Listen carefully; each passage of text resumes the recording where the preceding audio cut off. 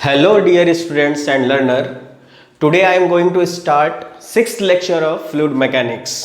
तो देखिए last lecture तक हम लोगों ने क्या देखा था, different types of fluid properties को स्टडी किया, विस्कोसिटी को स्टडी किया, कंप्रेसिबिलिटी, इलास्टिसिटी एंड बहुत सारी प्रॉपर्टीज को हमने क्या किया है, स्टडी किया है। आज हम लोग जो एक नई प्रॉपर्टी को स्टडी करने जा रहे हैं, उस प्रॉपर्टी का नाम है सरफेस टेंशन। सरफेस टेंशन, ठीक है। तो अब सबसे पहले हम लोग इसकी डिफिनेशन की बात करते हैं कि ये है क्या चीज या ये कहां से आया। तो देखो, सरफेस टेंशन के बारे में कहा जाता है, it is a property of fluid by virtue of which any fluid minimises its surface area up to maximum extent. यानी कि कोई भी फ्लूइड अपने सरफेस एरिया को ज्यादा से ज्यादा जितना कम मिनिमाइज कर सकता है, करना चाहता है, उस प्रॉपर्टी को हम लोग क्या कहते हैं, सरफेस टेंशन, ठीक है। तो सवाल ये उठता है कि आखिर क्यों करना चाहता है। तो देखिए, इसको समझिए अब ध्यान से। सपोज दैट मैंने एक कंटेनर लिया, ठीक है, और इस कंटेनर में मैंने बहुत सारे फ्लूइड पार्टिकल्स को सपोज दैट दिखाया है आपको, ठीक है। बहुत सारे फ्लूइड पार्टिकल्स हैं जिनको हम आपको इस तरीके से मेंशन कर रहे हैं,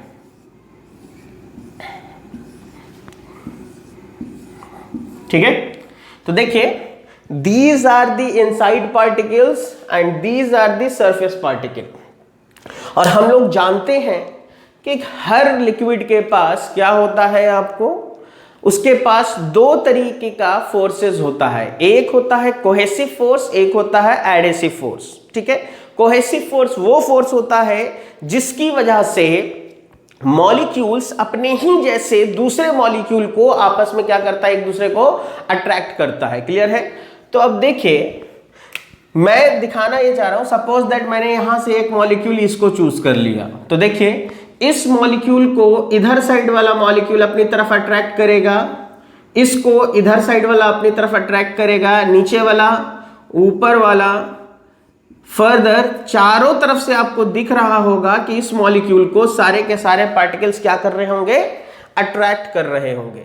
लेकिन अगर यही मैंने मान लो सपोज दैट एक सरफेस मॉलिक्यूल को ले लिया, तो इसको केवल right, left and downward direction में ही क्या मिलेगा, अट्रैक्शन मिलेगा, इंटरमॉलिक्यूलर अट्रैक्शन मिलेगा। तो यहां से क्या पता चला, देखो, आपको पहली चीज यहां से ये पता चली कि जो सरफेस मॉलिक्यूल होंगे, सरफेस मॉलिक्यूल जो है, इनके ऊपर आप देखोगे तो लेफ्ट वाला राइट वाले को कैंसिल आउट कर देगा, बट डाउनवर्ड डायरेक्शन में जो फोर्सेस लग रहे हैं वो कैंसिल आउट नहीं होंगे।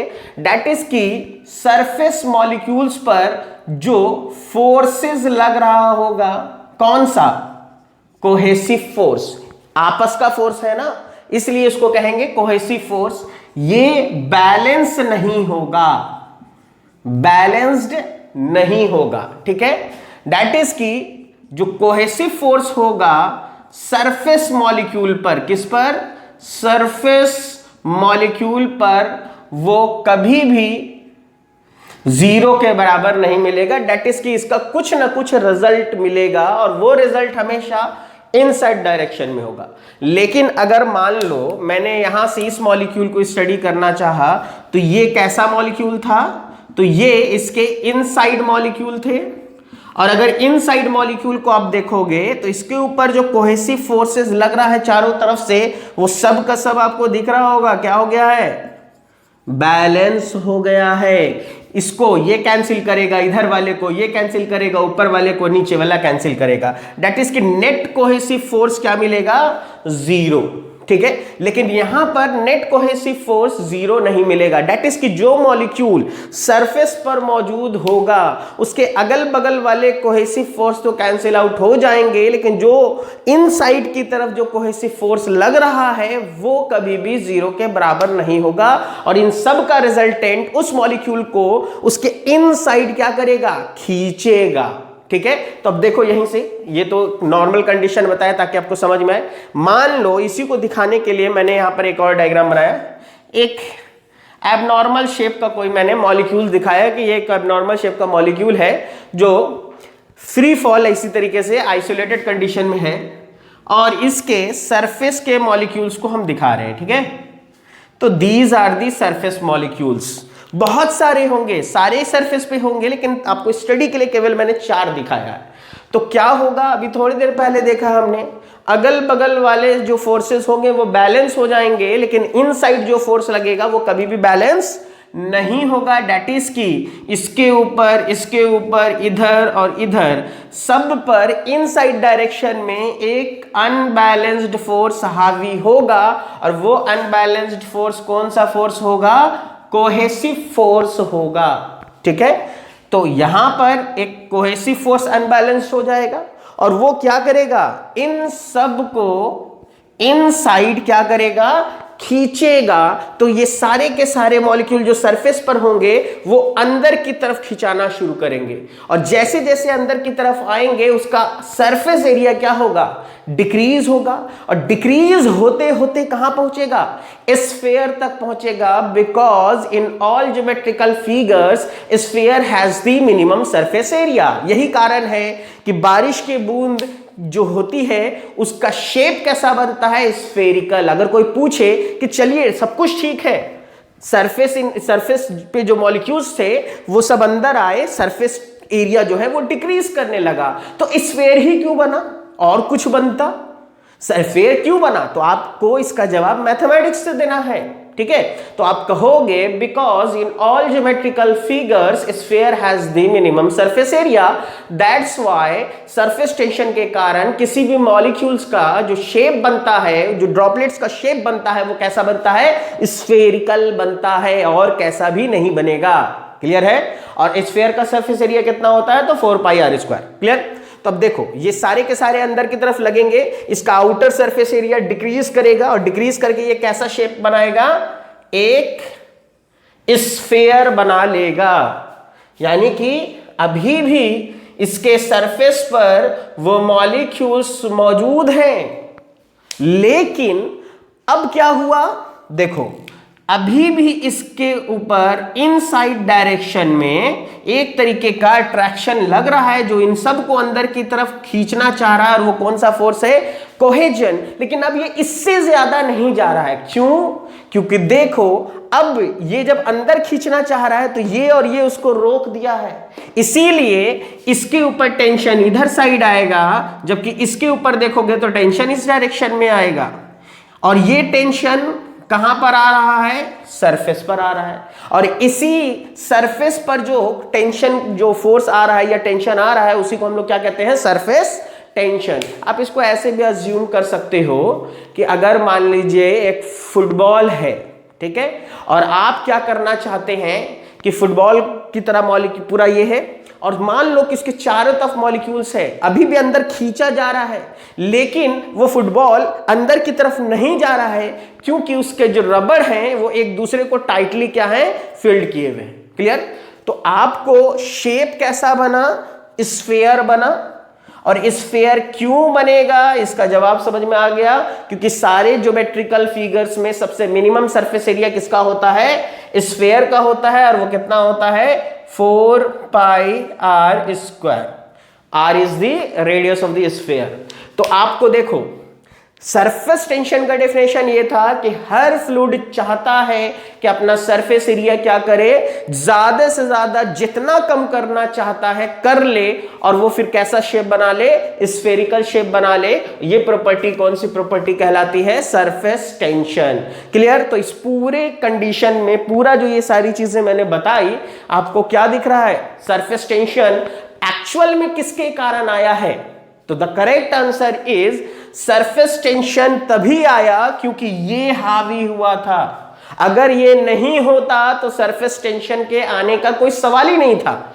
इसी वजह से अगर कोई पूछे कि the main reason of surface tension, then the answer will be always cohesion और कोहेसिव फोर्स।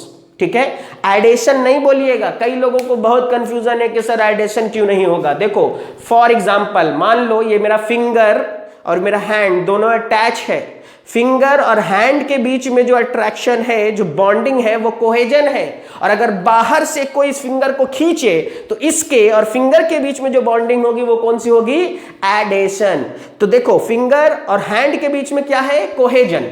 और इस फिंगर और बाहर से कोई ऑब्जेक्ट है जो इसको खींच रहा है, तो इन दोनों के बीच में जो बॉन्डिंग है वो है adhesion. Cohesion means between same type of molecules, adhesion means between different types of molecules. Clear?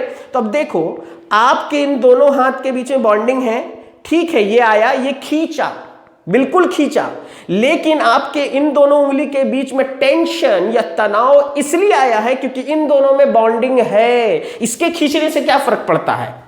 ठीक है, तो the correct answer is the main reason of surface tension is cohesion only. ठीक है, दैट्स व्हाई आपने इसीलिए कभी नहीं सुना होगा कि सरफेस टेंशन गैसेस में होता है, because surface tension is the property of liquids only, because we know that in gases the cohesion is almost negligible. Is that clear? तो देखिए यहां से आपको क्या पता चला? यहां से सबसे पहली चीज ये पता चली कि the main reason of surface tension is cohesion, and we know that in gases intermolecular attraction forces are almost negligible. That's why surface tension is the property of only liquids. surface tension केवल और केवल किसकी property होगी? Liquid की। तो अब यहीं से देखो, अगर आपने सरफेस टेंशन को समझ लिया, इसका रूट काउज समझ लिया, तो अब आपको आगे करने के लिए कुछ नहीं बचा है, बहुत सिंपल है। सिर्फ मेन रीजन समझ में आया, क्या है? कोहेजन। तो अब सिंपल सा फंडा है, अगर कोई पूछे ये बताइए कि टेम्परेचर के इंक्रीज करने पर सरफेस टेंशन पर क्या असर पड़ेगा, तो सिंपल आप ये बताओ सरफेस टेंशन का मेन रीजन क्या था? कोहेजन। और अगर तुम लिक्विड को हीट अप करोगे तो मॉलिक्यूल्स दूर दूर जाने शुरू होंगे क्योंकि एक्सपेंशन होगा। एक्सपेंशन होने का मतलब है कोहेजन या कोहेसिव फोर्स क्या हो रहा है? वीक हो रहा है। और ये वीक हो रहा है तो surface tension of the liquid will decreases. Simple. दूसरी चीज, अगर कोई पूछे कि अच्छा ये बताइए प्रेशर का सरफेस टेंशन पर क्या असर पड़ेगा, सपोज दैट प्रेशर इंक्रीज कर दिया। इन जनरल कल के क्लास में मैंने बताया है liquids are treated at perfectly incompressible fluid, that's why in general pressure का सरफेस टेंशन पर क्या लिखोगे आप? सरफेस टेंशन पर नो इफेक्ट। जनरली हम क्या मान के चलते हैं कि प्रेशर का सरफेस टेंशन पर कोई इफेक्ट नहीं होता है। क्लियर है? तीसरा पॉइंट, अब देखिए तीसरा पॉइंट ये है कि सरफेस टेंशन पर टेम्परेचर प्रेशर देख लिया, और सरफेस टेंशन कहां मिलेगा? तो हमेशा याद रखिएगा सरफेस टेंशन हमेशा कहां दिखता है आपको? हमेशा लिक्विड एयर इंटरफेस पर। लिक्विड एयर इंटरफेस कहीं पर भी, सॉरी लिक्विड गैस इंटरफेस लिखिए, ज्यादा बेहतर होगा। गैस में कोई भी गैस हो सकता है, तो लिक्विड गैस इंटरफेस पर ही आपको क्या होगा? सरफेस टेंशन मिलेगा। और सरफेस टेंशन भी किसके लेयर पर दिखेगा? तो लिक्विड सरफेस पर दिखेगा। ठीक है, तो अब नेक्स्ट पॉइंट की अगर बात करें यहीं पर, तो एक चीज देखिए, डेटा के फॉर्म में जनरली सिंपल एग्जाम्स वगैरह जो होते हैं एसएससी टाइप के, उस तरीके के एग्जाम में पूछे जाते हैं। तो याद रखिएगा surface tension for water is 0.073, और अगर इसकी यूनिट हम लोग आगे पढ़ेंगे अभी, होती क्या है? Newton per metre. और ये कहां पे होती है? For air water interface. Generally उस तरीके के पेपर में पूछ लिया जाता है कि एयर वाटर इंटरफेस के लिए अगर वाटर का सरफेस टेंशन पूछ दे तो हमेशा आप किसको कीजिएगा? 0.073। लेकिन अगर मरकरी के लिए पूछ ले तो हमेशा याद रखिएगा, ये किसके लिए लिखा है मैंने? ये वाटर सरफेस पर मिलेगा, और ये मेरे को मरकरी के सरफेस पर मिलेगा। और ये कितना होता है? 0.48 newton per metre for air mercury interface. तो यहीं से आपको देख के क्या पता चल रहा है कि surface tension of mercury is more than that of surface tension of water. और ऑब्वियस सी बात है ज्यादा स्ट्रॉन्ग बॉन्डिंग वाटर में है कि मरकरी में है? ऑब्वियस सी बात है मरकरी में है। और अगर ना समझ में आए तो घर में थर्मामीटर हो, उसको तोड़ लो, तोड़ने के बाद हाथ पे रख के देखो, उनके आपस के बॉन्डिंग इतने स्ट्रांग होते हैं कि वो आपके हाथ के साथ क्या होंगे, स्टिक नहीं करेंगे। मतलब कि उसके आपस का बॉन्डिंग इतना स्ट्रांग है कि आपके साथ वो बॉन्डिंग नहीं बना रहा है। ठीक है, तो इसी वजह से चूंकि मरकरी का कोहेसिव फोर्स ज्यादा स्ट्रांग है वाटर से, इसीलिए सरफेस टेंशन किसकी ज्यादा होती है, मरकरी की ज्यादा होती है। Is that clear? तो देखिए कुछ पॉइंट्स जो हम लोग क्या याद रखते हैं, पहला टेम्परेचर के साथ बिहेवियर, प्रेशर के साथ सरफेस टेंशन कहां मिलेगा, वाटर का क्या होता है, मरकरी का क्या होता है। फिर हमने देखा था कि सरफेस टेंशन के कारण ही कोई भी लिक्विड ड्रॉपलेट कैसा शेप मेंटेन करता है, तो वो स्फेरिकल शेप मेंटेन करता है। और स्फेयर के लिए सरफेस एरिया क्या होती है, 4πr² होती है। क्लियर? अब देखो यहां पर एक बहुत इंपॉर्टेंट पॉइंट है जो जनरली इंटरव्यूज में पूछा जाता है। ठीक है, क्योंकि देखो गैस में सरफेस टेंशन होता ही नहीं, तो गैस की बात ही नहीं करेगा, लेकिन लिक्विड में तो होती है। आपसे पूछा जाएगा, चलिए ठीक है, अगर surface tension the property of liquid है तो ये बताइए eight which point the surface tension of liquid become zero, यानी कौन से पॉइंट पर लिक्विड का सरफेस टेंशन जीरो हो जाएगा। ठीक है, तो इसका जवाब आप क्या देंगे, देखिए अगर आप लोगों ने, जो मैकेनिकल वाले होंगे वो तो थर्मोडायनेमिक्स पढ़े होंगे, तो उन लोगों को एक पॉइंट बताया जाता है, उस पॉइंट का नाम है क्रिटिकल पॉइंट। ठीक है, और इस पॉइंट का क्या मतलब है, the point eight which the liquid will directly flash off into vapor phase। यानी कि ये एक ऐसा पॉइंट है जिस पॉइंट पर पहुंचने पर लिक्विड डायरेक्टली किसमें कन्वर्ट हो जाता है, वेपर फेज में या अपने गैसियस फेज में कन्वर्ट हो जाता है। तो अब आप खुद सोचिए, जब क्रिटिकल पॉइंट पर ले जाओगे किसी लिक्विड को तो वो पहुंचते ही किसमें कन्वर्ट हो जाएगा, वेपर में। लिक्विड रहा कहां, वो तो गैस बन गया, और जब गैस हो गया तो उसका सरफेस टेंशन क्या हो जाएगा, जीरो। तो ये इंटरव्यूज में पूछा जाता है, तो याद रखिएगा, the point at which the liquid will directly flash off into vapor phase is known as critical point, and at critical point the surface tension of liquid becomes zero। is that clear?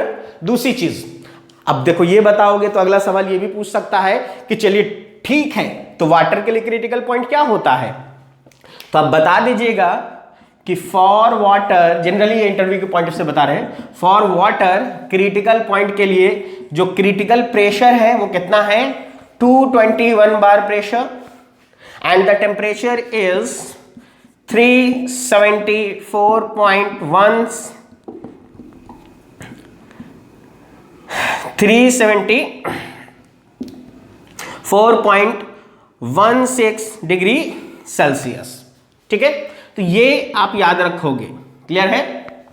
अब देखो मैंने ये बताया कि liquid का surface tension zero कब हो जाता है। ठीक है, अब एक चीज ये याद रखना है, कुछ केमिकल्स ऐसे भी हैं जिन, या इंप्योरिटीज कहो, जिनको हम लोग लिक्विड में जब मिलाते हैं तो वो लिक्विड के सरफेस टेंशन को क्या कर देता है, डिक्रीज कर देता है। ठीक है, जैसे आप लोग अपने घर में डिटर्जेंट पाउडर यूज करते होंगे, सोप यूज करते होंगे, तो ये सारे ऐसे केमिकल्स हैं जो किसी भी चीज के साथ जब मिक्स करेंगे, यानी वाटर के साथ इसको मिक्स कीजिएगा, तो ये वाटर के सरफेस टेंशन को क्या करता है, डिक्रीज कर देता है। और इस तरीके के केमिकल को क्या कहा जाता है, सरफेक्टेंट। इसको क्या कहते हैं, सरफेक्टेंट।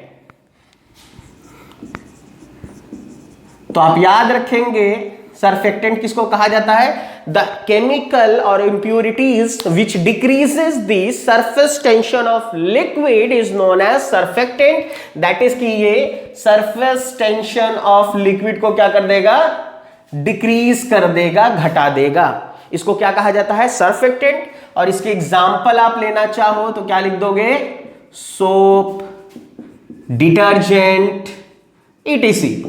ठीक है, लेकिन कुछ ऐसे इंप्योरिटीज भी हैं जो सरफेस टेंशन को क्या कर देंगे, इंप्रूव कर देंगे। फॉर एग्जाम्पल, अगर आप पानी में शुगर घोल दीजिए, उसकी सरफेस टेंशन क्या होगी, इंक्रीज हो जाएगी। क्लियर है? क्योंकि जब वो सॉल्यूशन बनेगा तो दो वाटर मॉलिक्यूल्स के बीच में एक शुगर का ड्रॉपलेट आ जाएगा, उन दोनों के बीच का गैप कम हो जाएगा और दोनों एक दूसरे को मजबूती से पकड़ लेगा। इसीलिए जब आप सॉल्यूशन होगा तो सॉल्यूशन की सरफेस टेंशन इंक्रीज कर जाती है। क्लियर है? तो याद रखिएगा। दूसरी चीज, कुछ एग्जाम्पल, जैसे अगर कई लोग पूछ लेते, कई बार सिंपल एग्जाम जो होते हैं उनमें ऐसे पूछा जाता है कि सरफेस टेंशन के एग्जाम्पल को ले लेता है और डायरेक्ट पूछता है ये किस प्रॉपर्टी के कारण है। तो याद रखिएगा, बॉल पेन कौन से फेनोमेना पे काम करता है, तो सरफेस टेंशन। आप देखे होंगे बॉल पेन के आगे छोटा सा बॉल लगा होता है, वो बॉल इनसाइड से इंक के साथ अटैच है। तो बॉल और इंक के बीच में बॉन्डिंग कौन सी बॉन्डिंग है, एडेशन है। जैसे ही आपने उसको पेन को पेपर पर चलाया तो बॉल घूमेगा, बॉल घूमेगा तो जो इंक उसके साथ टच था केवल वही आना चाहिए, बाकी पीछे वाला इंक कैसे आ रहा है, क्योंकि जो इंक बॉल पर टच था वो अपने पीछे वाले को खींचते हुए ला रहा है। और वो पीछे वाले को क्यों खींचेगा, इंक को खींच रहा है। दैट इज वो कौन सा अट्रैक्शन फोर्स है, इंटरमॉलिक्यूलर अट्रैक्शन, आपस में है ना, इसलिए वो कोहेजन है। तो याद रखिएगा, जनरली ये सब इंटरव्यू में बहुत छोटी छोटी चीजें हैं, लेकिन इंटरव्यू पूछ लिया जाता है बॉल पेन काम करता है कौन से प्रिंसिपल पे, कैसे काम करता है, तो आप बोलेंगे सर सरफेस टेंशन पे काम करता है। तो आप केवल इतना बोल देंगे तो जवाब थोड़ी होगा, कहेगा कैसे, एक्सप्लेन करो। तो आप कहोगे the main reason of surface tension is cohesion, और अब हम आपको दिखाते हैं कि देखिए कोहेजन कैसे आया। क्लियर है? तो पहली चीज याद रखिएगा, बॉल पेन कौन से प्रिंसिपल पर काम करता है, सरफेस टेंशन के कारण ही बॉल पेन काम कर रहा है। दूसरी चीज, बर्ड्स जो हैं वो पानी कैसे पीते हैं, आपने बर्ड्स को देखा है? बर्ड्स क्या करते हैं, पानी में टच करते हैं माउथ को और उसके बाद वो पानी खींचते हैं। तो पीछे वाला पानी क्यों वहां तक आ रहा है, क्योंकि वो तो जहां जितना पानी खींचा वो ही आना चाहिए, लेकिन बाकी वाटर इसलिए आता है क्योंकि वो सरफेस टेंशन के कारण आ जाता है। कई बार आपने रेनी सीजन में देखा होगा, कहीं पर पानी जमा है और उस पर कुछ मॉस्क्यूटो ग्लाइड कर रहा है, स्लाइड कर रहा है, तो वो सब इसलिए हो रहा है क्योंकि उसके पास सरफेस टेंशन है, वो तैरता नहीं है उस पे, उसके सरफेस पर होता है, वो भीगता नहीं है। ठीक है? लेकिन वही आप उस पर केरोसिन ऑयल डाल दो, केरोसिन ऑयल वाटर से हल्का है और केरोसिन ऑयल की जो सरफेस टेंशन है वो कम है, इसीलिए सारे के सारे लार्वा और मॉस्किटो उसमें डूब जाते हैं। समझ में आया? तो याद रखिएगा, these are the some example of surface tension. ठीक है? अब देखो एक और बहुत इंटरेस्टिंग बताते हैं। जनरली लोगों से पूछा जाता है सरफेस टेंशन को कोई एग्जांपल दो, सारे लोग बोलते हैं क्या कि सर रेनी सीजन में जो बारिश की बूंद होती है स्फेरिकल शेप ले लेती है। अरे ये तो हर बुक में लिखा है, कुछ ऐसा बोलो जो लगे कि हाँ तुमने एनालाइज किया है। तो आप लोगों को एक चीज बताते हैं, आप सब लोगों ने देखा है नेचर में हर चीज मौजूद है और उन्हीं सब चीजों को आप स्टडी करते हो। आपने कभी देखा है किसी हलवाई को बूंदी बनाते हुए? वो बूंदी कैसे बनाता है? क्या वो गोल गोल छोटे छोटे शेप मेंटेन करके डालता है? नहीं, वो कढ़ाई पर क्या करता है, एक जाल रखता है और उस पे मोल्टेन फॉर्म ऑफ जो भी चीज है उसको उसके ऊपर डालता है और हैंड से पुश करने लग जाता है। वो उस जाल से गिरता जाता है और ऑयल और उसके बीच में कुछ गैप है और उसी दौरान वो अपना कैसा शेप मेंटेन करता है, तो वो अपना कैसा शेप मेंटेन करता है, स्फेरिकल। क्यों कर लिया स्फेरिकल शेप मेंटेन? वो इसलिए किया क्योंकि वहां पर क्या होगा, सरफेस टेंशन। ऐसा नहीं है कि जो पढ़ रहे हो वो दिखेगा नहीं, वो प्रैक्टिकल है, वो रियलिटी है। ठीक है? तो इसीलिए बूंदी का जो शेप है स्फेरिकल वो इसी से आया। ये मैंने इसलिए बताया क्योंकि अभी आप लोग इंडस्ट्री में काम नहीं करते हैं, लेकिन वही आप इंडस्ट्री में जाएं तो आपको बता दें जो साइकिल में या बॉल बेरिंग में जो गोल गोल छोटे छोटे छर्रे होते हैं वो कैसे बनाए जाते हैं, उनको ऐसे ही मैन्युफैक्चर किया जाता है और फाइनली उनका सरफेस फिनिश करके पॉलिश करके मार्केट में बेच दिया जाता है। तो याद रखिएगा, ये एक बहुत इंपॉर्टेंट प्रॉपर्टी है, बहुत सिंपल प्रॉपर्टी है, लेकिन लोगों में कंफ्यूजन बहुत है। तो अब कंफ्यूज नहीं होना है। सरफेस टेंशन का मेन रीजन केवल और केवल एक है, वो क्या है, कोहेजन। ठीक है? दूसरी चीज कोहेजन है, इसी वजह से ये केवल किस में होती है, लिक्विड्स में होती है। तीसरी चीज, अगर टेम्परेचर इंक्रीज करोगे तो कोहेजन घटेगा, इसलिए सरफेस टेंशन क्या होगा, डिक्रीज करेगा। चौथी चीज, लिक्विड की प्रॉपर्टी है बट क्रिटिकल पॉइंट पर पहुंचने पर लिक्विड का भी सरफेस टेंशन क्या हो जाता है, जीरो। चौथा पॉइंट, हर लिक्विड ड्रॉपलेट कैसा शेप मेंटेन करेगा, स्फेरिकल, और उसका सरफेस एरिया क्या होता है, 4πr²। नेक्स्ट पॉइंट कि आपको जो इंप्यूरिटी हम लोग सरफेस टेंशन को डिक्रीज करने के लिए मिलाते हैं, उस इंप्यूरिटी को क्या कहा जाता है, surfactant. And last point and most important, हो सकता है शायद कभी किसी एग्जाम में आपसे पूछ लिया जाए, what is the name of device which is used to measure the surface tension. ठीक है, तो सरफेस टेंशन को मेजर करने के लिए दो डिवाइसेस हैं। एक तो ऐसा नाम है कि ऑप्शन देख के समझ जाओगे, टेंसियोमीटर। तो ये तो कोई भी देखेगा कि सर टेंसियोमीटर है, कहीं ना कहीं सरफेस टेंशन ही नापेगा ये।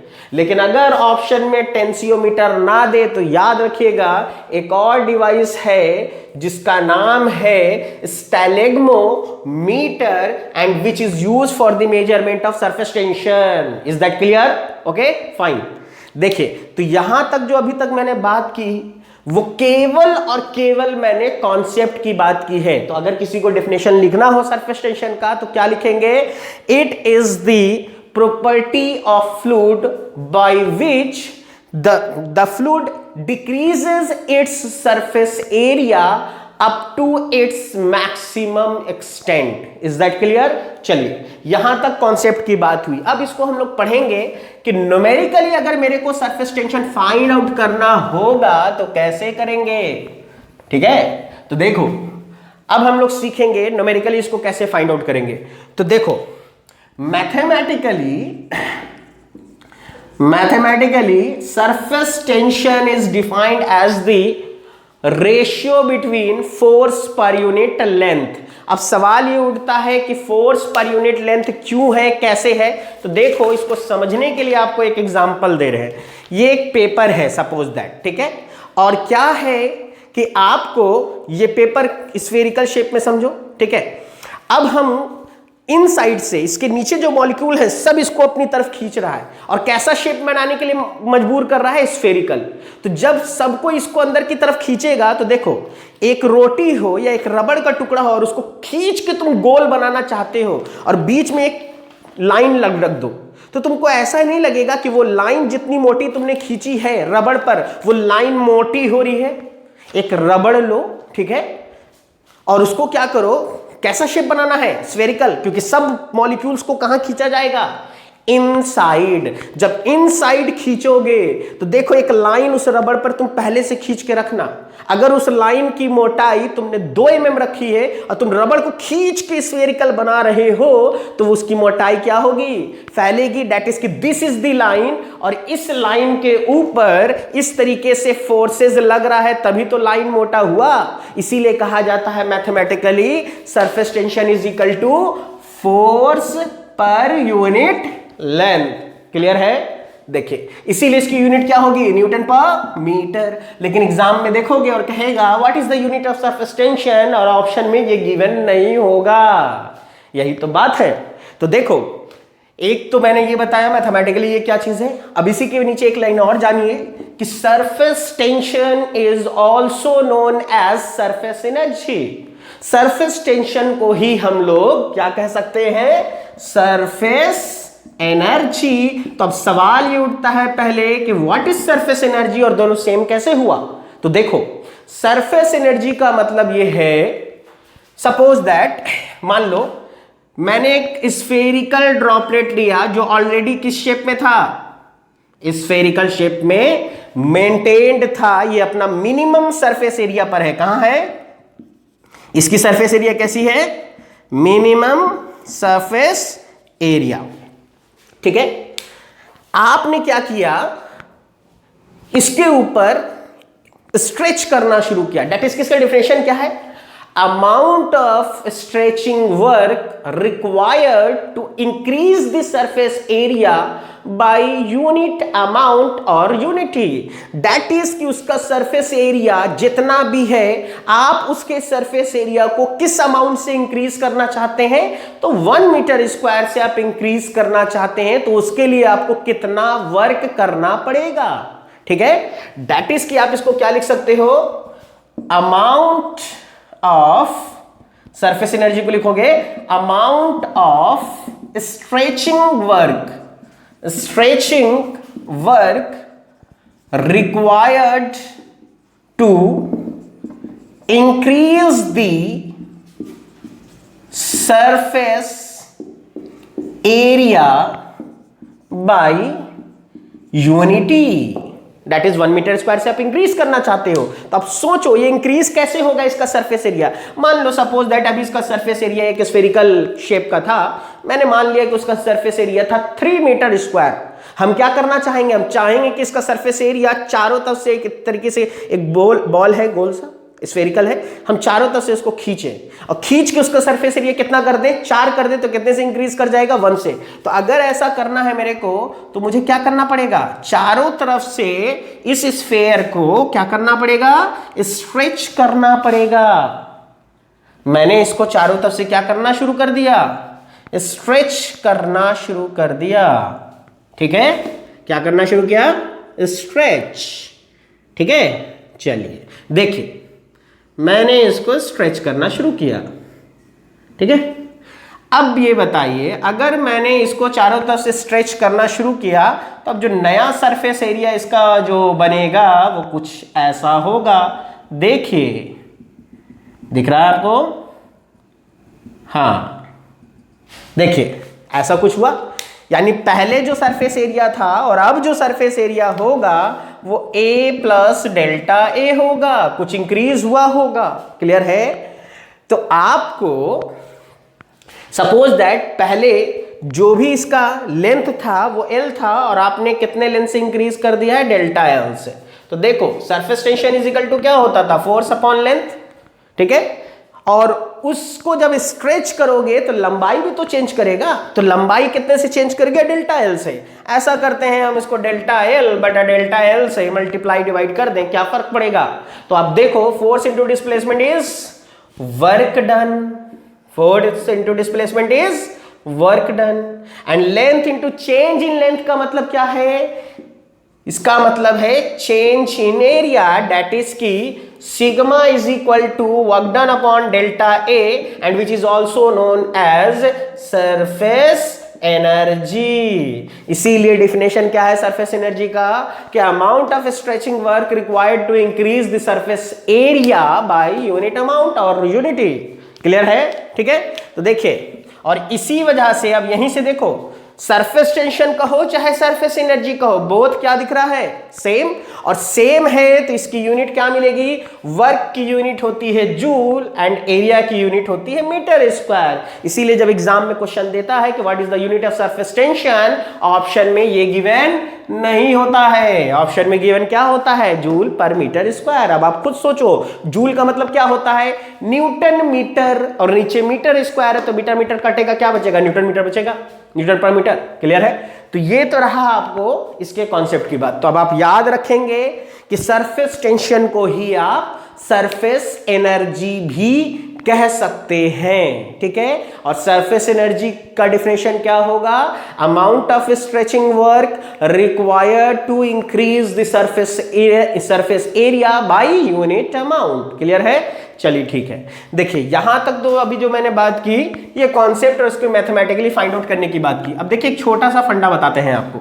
मान लो सपोज दैट, जैसे ये वर्क तो फार्मूला हो गया, मान लो कभी एग्जाम में क्वेश्चन दे दे और कहे कि suppose that we have a liquid droplet of radius capital R and we want to broken down it into n small droplets of radius small r, then find the amount of stretching work। अगर मान लो ये question आपको दे दिया जाए तो आपको calculate करना आना चाहिए।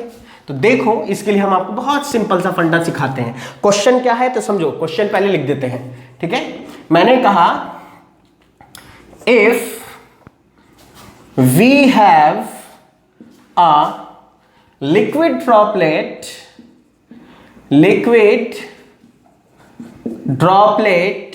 of radius capital R, and we want to broken down it into n small droplets of radius small r,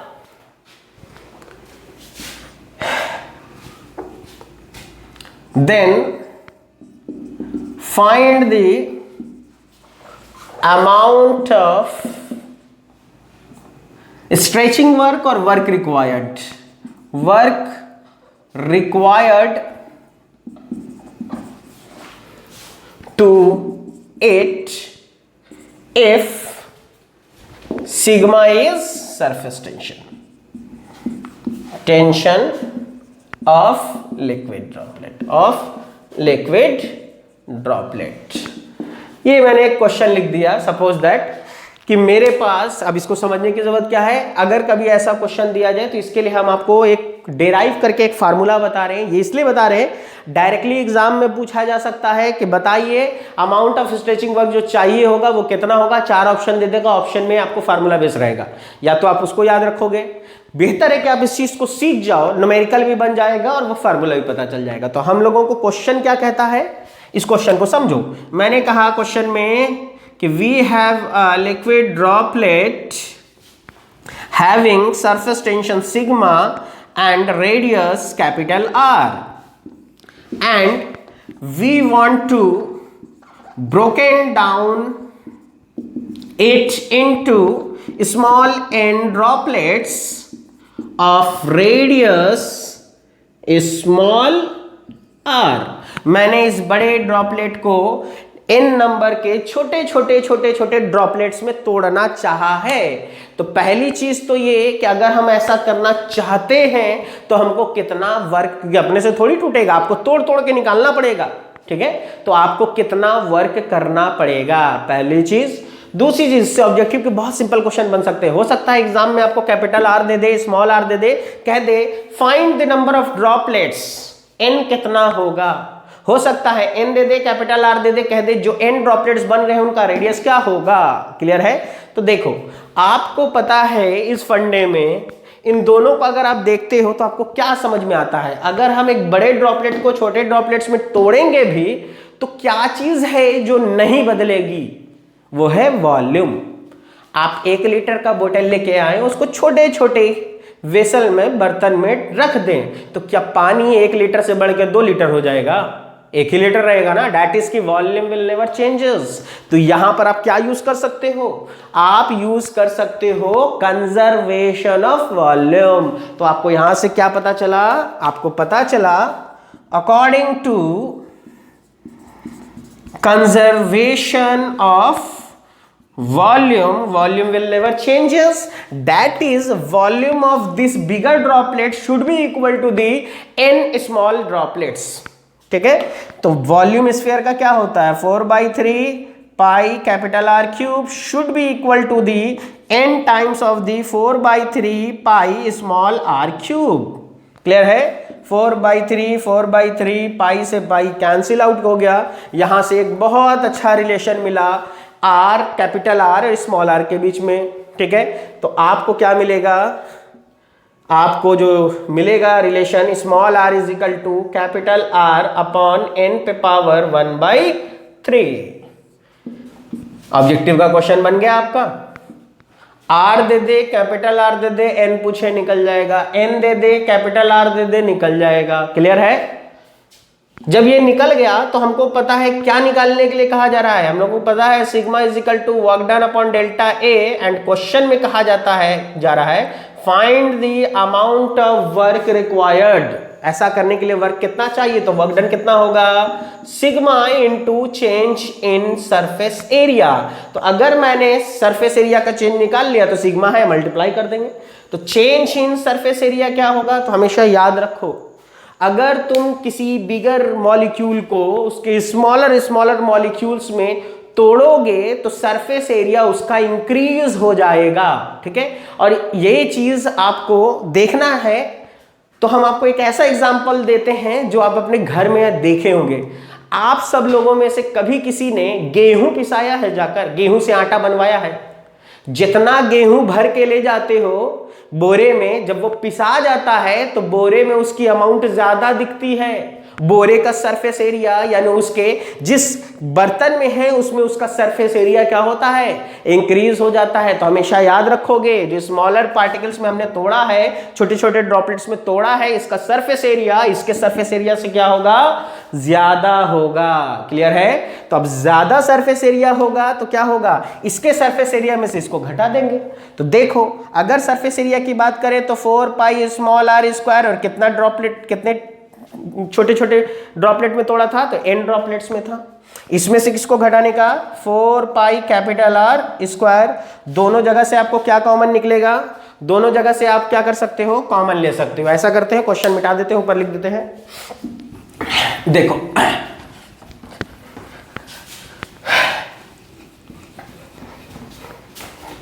तो हमने क्या किया, दोनों जगह से 4 पाई कॉमन ले लिया। तो अगर मैंने 4 पाई कॉमन ले लिया, चेंज इन एरिया निकाल रहे हैं हम लोग, तो अंदर क्या बचेगा, n into small R square minus capital R square. Clear है? अब ऐसा करो, 4 पाई को 4 पाई लिखा, n को n लिखा, स्मॉल r को यहां से क्या पुट कर देंगे हम लोग, capital R square by n पे power 2/3 minus capital R square. ऐसा करते हैं, दोनों ही जगह से कैपिटल आर क्या कर लो, कॉमन ले लो। 4 पाई कैपिटल आर स्क्वायर, यहां से क्या बचेगा, n पे पावर 1 माइनस 2/3 कितना हो जाएगा, 1 माइनस 2/3, तो 3 माइनस 2/3 कितना हो जाएगा, 1/3। तो n पे power 1/3 minus 1, this is the change in area. और चेंज इन एरिया जब निकल गया तो वर्क डन कितना होगा, work done is equal to sigma into change in area and which is equal to sigma into 4 pi capital R square n पे power 1/3 minus 1. This is the work done. Clear है? ठीक है। तो आपको इससे क्या होगा, बहुत आसानी से आप वर्क कैलकुलेट कर सकते हो, नंबर ऑफ ड्रॉपलेट्स कैलकुलेट कर सकते हो। अगर कैपिटल और नंबर ऑफ ड्रॉपलेट्स दे दिया जाए तो छोटे छोटे ड्रॉपलेट्स होंगे, उनका नंबर आप क्या कर सकते हो, कैलकुलेट कर सकते हो। तो होप सो ये आपको समझ आ गया होगा। ठीक है, चलिए ठीक है। अब हम लोग ऐसा करते हैं, इससे एक स्टेप आगे की तरफ चलते हैं, वो ये कि what is the application of surface tension. आखिर सरफेस टेंशन आपको पढ़ाया गया है, तो इसको क्यों पढ़ाया गया है, तो देखो इसका रीजन ये है कि सरफेस टेंशन के एप्लीकेशन से हम लोग क्या फाइंड आउट करना सीखेंगे, access pressure inside the liquid droplet. ठीक है, इनसाइड द लिक्विड ड्रॉपलेट कहो, बबल्स कहो, यानी कोई भी ड्रॉपलेट बनता है, चाहे वो लिक्विड ड्रॉपलेट हो, एयर बबल हो, सोप बबल हो, लिक्विड जेट हो, तो उसके अंदर जो एक्सेस प्रेशर होगा, जो फालतू प्रेशर होगा, उसको कैसे कैलकुलेट करेंगे। तो उसके कैलकुलेशन को फाइंड आउट करने के लिए किसका इस्तेमाल करेंगे हम लोग, तो सरफेस टेंशन का। तो अगर पूछा जाए कि इसका एप्लीकेशन क्या है, तो application of surface tension is to calculate the excess pressure inside the bubble. ठीक है, कोई भी बबल दे, उसके इनसाइड का एक्सेस प्रेशर को मेजर करने का। अब देखो, इसको समझने से पहले एक छोटा सा बात करेंगे हम लोग कि एक्सेस प्रेशर क्या चीज है। क्लियर है? ठीक है, तो देखो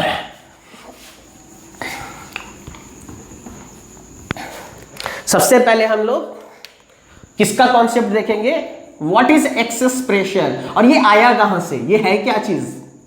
देखो, अभी हम लोगों ने सीखा, और हम एक्सेस प्रेशर को किससे डिनोट करेंगे, P से।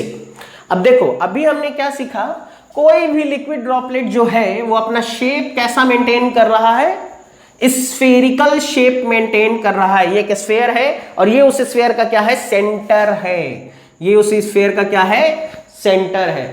तो अब देखो, अगर ये एक लिक्विड ड्रॉपलेट है, वाटर ड्रॉपलेट है, तो इसके अंदर केवल लिक्विड ही लिक्विड होगा।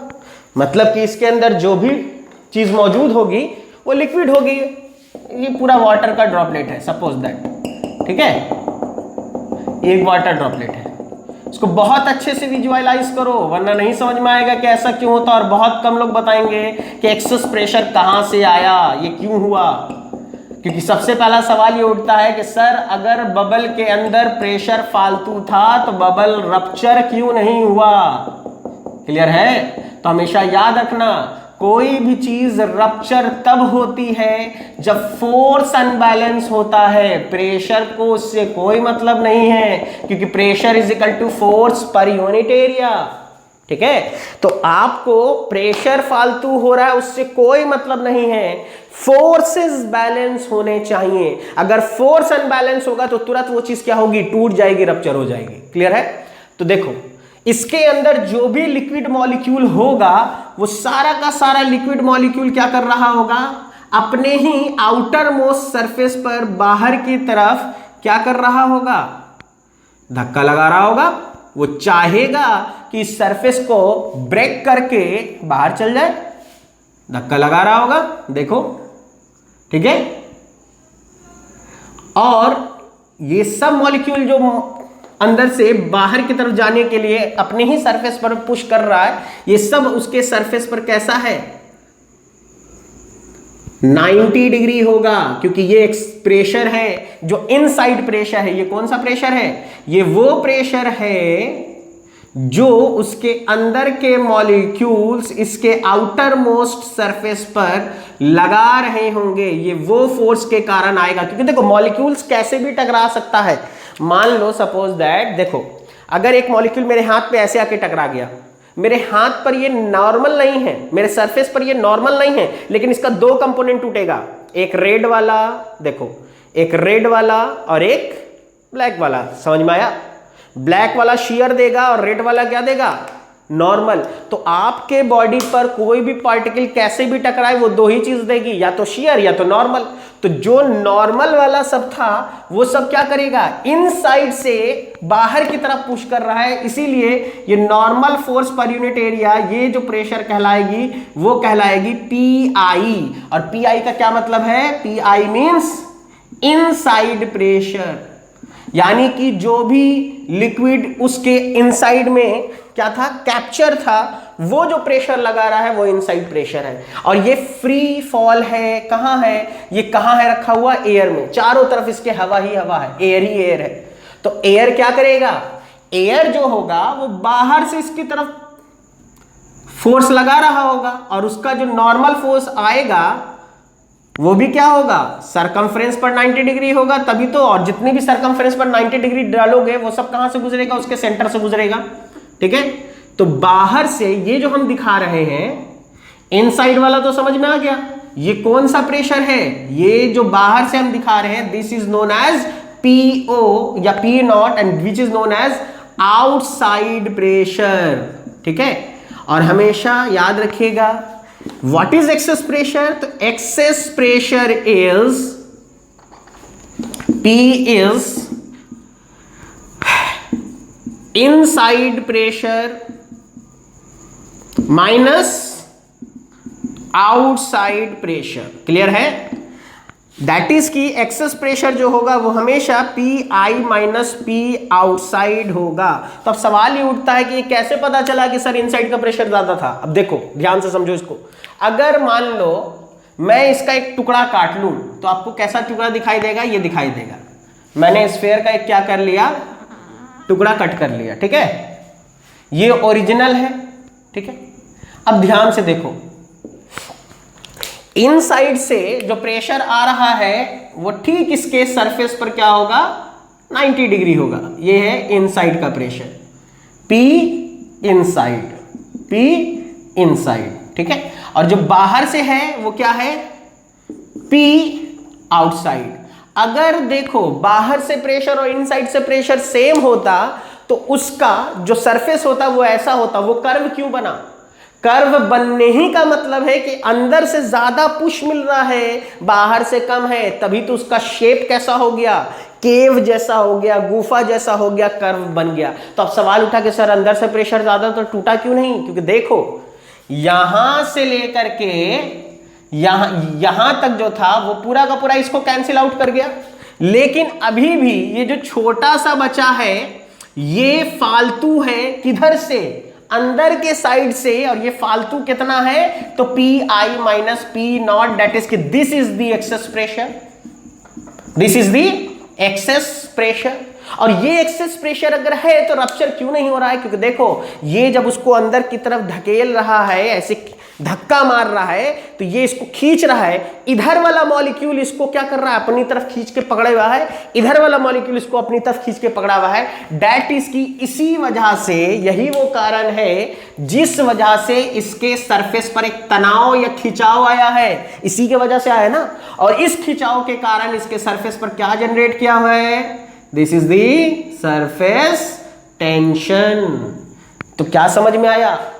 ये क्वेश्चन एएस के पेपर में पूछा गया है, इंडियन एडमिनिस्ट्रेटिव सर्विस में, कि ये बताइए कि अगर कोई लिक्विड ड्रॉपलेट है तो उसके किस साइड एक्सेस प्रेशर होगा या किस साइड प्रेशर ज्यादा होगा। हमेशा आंसर क्या होगा? क्या पता चला यहां से कि P inside is always more than that of P outside, that is कि अंदर से प्रेशर ज्यादा होगा आउटसाइड से। और ऑप्शन में ऐसे नहीं दिया था, ऑप्शन में लिखा था कॉनकेव साइड, कन्वेक्स साइड। तो करेक्ट आंसर इज प्रेशर ज्यादा किधर होगा? Concave side. क्लियर है? तो अब समझ में आ गया। अब देखो एक्सेस प्रेशर कहीं ना कहीं किस प्रेशर का पार्ट है? इनसाइड का। इनसाइड के टोटल में से आउटसाइड काट दिया तो फालतू इनसाइड के पास बचा था, वही था एक्सेस प्रेशर। और इनसाइड प्रेशर जो है वो सब का सब प्रेशर कहां से होके गुजर रहा है? सेंटर ऑफ द स्फीयर से। यही कारण है कि एक्सेस प्रेशर जो होगा उस एक्सेस प्रेशर का हमेशा लाइन ऑफ एक्शन कहां से होके गुजरेगा? वो हमेशा सेंटर से होके गुजरेगा। क्लियर है? तो जिस पॉइंट से सब गुजरेगा वही उसका लाइन ऑफ एक्शन है। तो आप याद रखेंगे line of action of access pressure is always at the centre of sphere. तो इसी वजह से जब भी हम लोग एक्सेस प्रेशर को बबल या लिक्विड ड्रॉपलेट में दिखाते हैं तो कहां दिखाते हैं? सेंटर ऑफ द स्फीयर पर। सेंटर ऑफ द स्फीयर पर क्यों दिखाया? क्योंकि देखो ये जो है इसको अगर पीछे लाएं तो यहीं पर आ गया, इसको अगर पीछे ले जाए यहीं आ गया, ये वाला यहीं। तो सब का सब जो line of action excess pressure का दिखेगा वो कहां दिखेगा? वो सब का सब लाइन ऑफ एक्शन सेंटर से होकर गुजर रहा है। ठीक है? तो line of action of access pressure is always at the centre of sphere. Clear है? तो एक्सेस प्रेशर क्या है समझ में आ गया। एक्सेस प्रेशर को अगर समझ गए आप तो अब देखो इससे न्यूमेरिकल कैसे पूछता है। एग्जाम में अगर पूछा जाए, मान लो बाहर में जो प्रेशर है वो एयर मौजूद है, तो बाहर का प्रेशर कौन सा होगा? एटमॉस्फेरिक प्रेशर होगा। मतलब कि केवल एयर है तो आउटसाइड प्रेशर कितने के बराबर होगा? एटमॉस्फेयर के बराबर। और अंदर का प्रेशर एटमॉस्फेयर से ज्यादा होगा। तो देखिए अंदर के प्रेशर में से जब एटमॉस्फेयर का प्रेशर घटाओगे तो एक्सेस प्रेशर मिलेगा। और हमेशा याद रखो अगर प्रेशर एटमॉस्फेयर के प्रेशर से क्या है? ज्यादा है तो उसको क्या कहा जाता है? Gauge pressure. इसीलिए कई बार आपको क्वेश्चन में लिखा रहेगा find the gauge pressure inside the droplet. तो गेज लिख दे तो ये मत सोचना कि पीआई पूछ रहा है। गेज मतलब एक्सेस प्रेशर, या तो डायरेक्टली एक्सेस प्रेशर लिख देगा। और अगर एक्सेस प्रेशर नहीं लिखे तो कई बार ऐसा होता है find the total pressure inside the droplet बोलता है। और अगर टोटल बोल दे तो पहले तुम क्या करोगे? पी निकालना सीखोगे, पी निकाल लोगे और आउटसाइड एटमॉस्फेरिक प्रेशर देगा तो इसको उधर भेज देंगे तो इनसाइड प्रेशर कितना होगा? पी आई इजिकल टू हो जाएगा excess pressure plus P outside. और हो सकता है कि आउटसाइड प्रेशर क्या दिया जाए? एटमॉस्फेरिक प्रेशर दिया जाए। क्लियर है? तो देखिए यहां पे आपको क्या याद रखना है, व्हाट इज एक्सेस प्रेशर, और होप सो कि आपको एक्सेस प्रेशर समझ में आएगा। ये बहुत इंटरेस्टिंग पार्ट है। तो कल हम लोग क्या सीखेंगे, कल हम लोग सीखेंगे how to calculate the excess pressure inside the liquid droplet, air bubble, soap bubble, liquid jet, और उसके बाद फिर हम लोगों को इन सारे के सारे केसेस के क्वेश्चंस आसानी से बन जाएंगे। होप कि आप लोग ये लेक्चर को एंजॉय कर रहे होंगे।